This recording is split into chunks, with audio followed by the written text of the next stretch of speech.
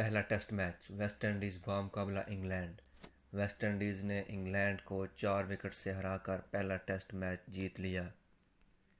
West Indies کی طرف سے بلیک ووڈ 95 اور روسن چیز 37 رنز بنا کر ٹاپ سکورر رہے۔ ویسٹ انڈیز کو دوسری اننگز میں میچ جیتنے کے لیے 200 رنز کا ٹارگٹ ملا جو انہوں نے 6 وکٹ کے نقصان پر پورا کر لیا۔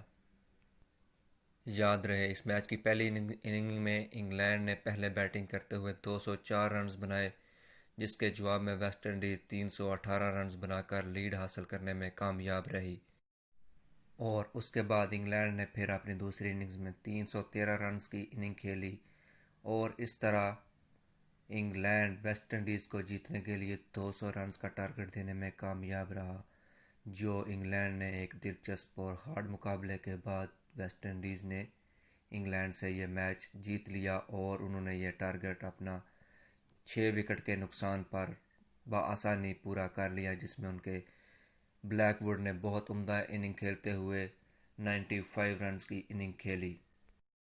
پہلا test match West Indies بمقابلہ England.